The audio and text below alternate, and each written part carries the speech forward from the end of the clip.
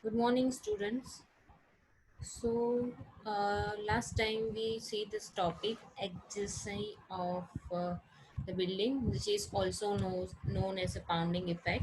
Now, next we see this irregularity known as a torsional irregularity, right? So, in this torsional irregularity, first we talk about this twist in building.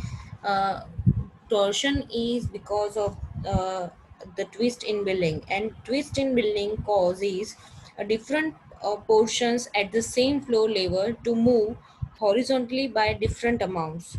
So irregularities of mass, strength, and stiffness in a building can result in a significant torsional response.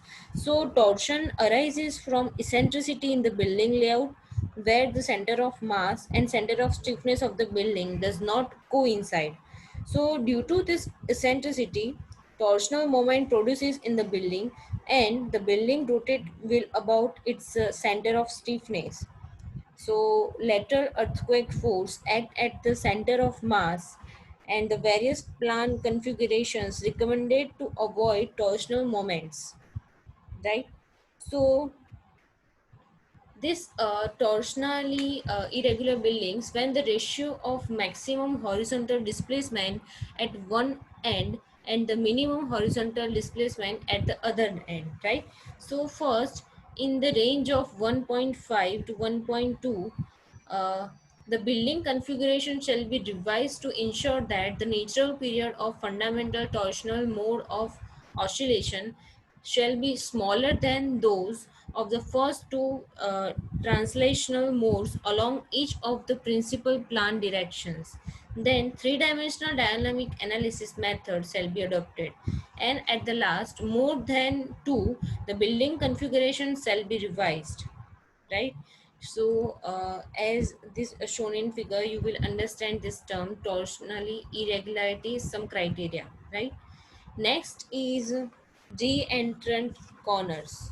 So the inside corners of this asymmetrical building in the plan are subjected to stress concentration during earthquake shaking, right? So these corners are more prone to damage due to earthquake.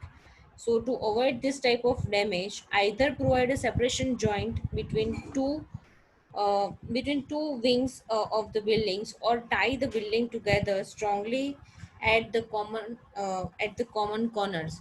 So the plan has a projection in direction size which is greater than 50% of the overall plan dimension in that direction, right? So this criteria also shown in this figure, which first in a plus shape and second in is a L shape, right?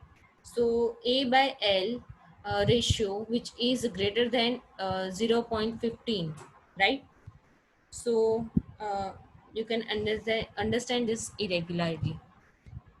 Next is diaphragm discontinuity in the building with discontinuity in their in plane stiffness. If the area of the geometric cutout is the first criteria is less than or equal to 50%, the floor slab shall be taken as a rigid or flexible depending on the location and location of the size of this opening, and this will be given in first this figure. Opening located anywhere in this slab, right? So A0 opening which is greater than 0.5 area of the total area of the building, right? And the very second B, which is more than 50%, the floor shall be taken as a flexible, right? So we going further.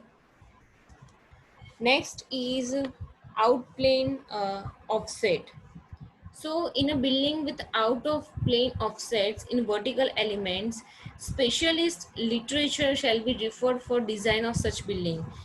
If the building is located in seismic zone 2, and uh, the following two conditions shall be satisfied if the building is located in seismic zone 3, 4, and 5. So first is lateral drift shall be less than 0.2% in the story, having the offset and in the story below. And the second is specialist literature shall be referred for removing the irregularity arising due to out of plane offsets in the vertical elements. So this will shown in figure, which diaphragm discontinuity as may occur when the cut out or and this type of opening area is greater than 50% of this gross area of this, right? So as this shown in figure, right? So we going this further.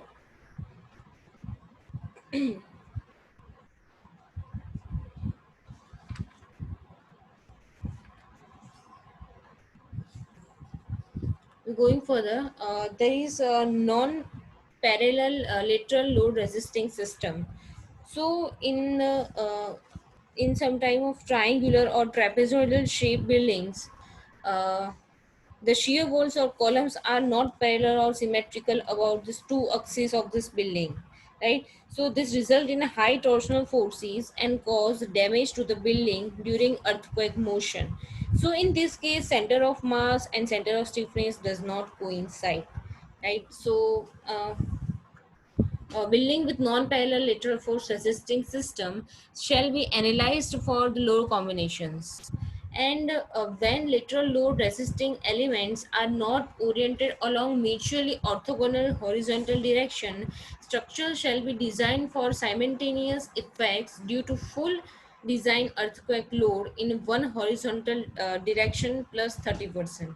Right? Though you also showing this figure non-parallel lateral load resistance system.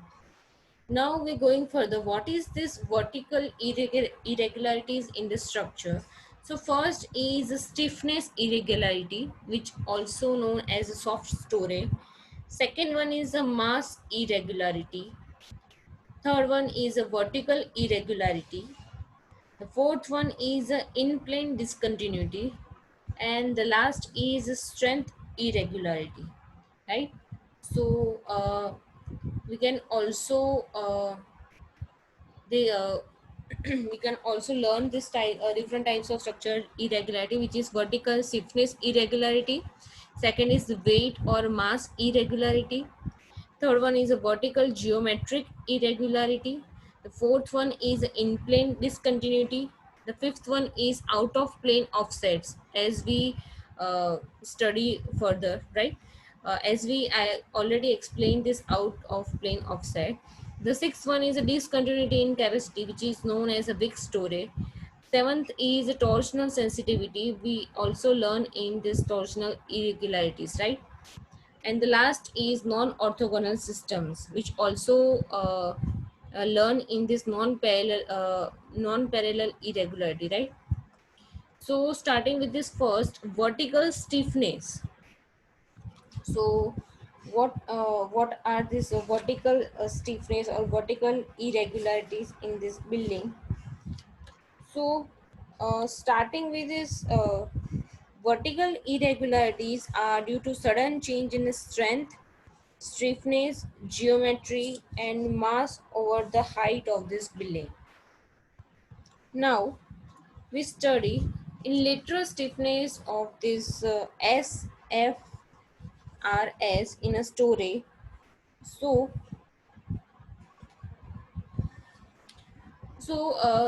vertical stiffness criteria are also given in this content, which is first is less than lateral stiffness of this structure, which is less than 70% of that in any existing story. Second is which it is less than 80% of average stiffness of the three story or below, right? So first is a soft story. Lateral stiffness of a story is less than 70% of the lateral stiffness of the story above or less than 80% of the average lateral stiffness of three stories above, right? So this effect of weak story means irregular So going further, this figure, when a individual story in a building, often it's a ground level story, is made taller or more open in construction, right? So this also called soft story. So this is done to have some space parking or vehicle shopping centers. So RC building have only columns in the ground story, but both partition walls and columns in this upper story. So because of this strength of the open ground story is less compared to the upper story, thus it is called this weak story, right? So because of this, normally the soft story exists at the ground floor, but it may exist at the other floor levels also. So uh, any story for which lateral stiffness is less than 70% of that story immediately above, or less than 80% of this average stiffness of three stories above, it is classified as a soft story, right? So any story for which the story lateral length is less than 80% of that story is called a weak story, right? So this is our first irregularity, which is vertical stiffness, right? And because of the effect of weak story, the figure as you shown in figure, uh, collapse of an open story in the five-story residential building during 2001 Bhuj earthquake, India, in a Bhuj town, right? Next is weight or mass irregularity, right? So in this mass irregularities, hold for a second.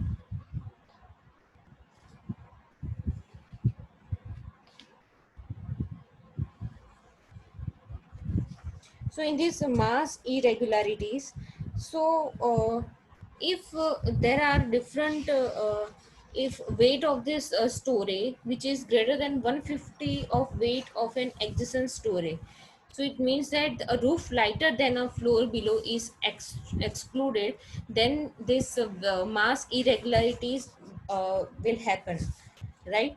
So, in the building located in seismic zone 2 and 3, it shall be ensured that the first three modes together contribute at least 65% of mass participation factor in each principal plan direction.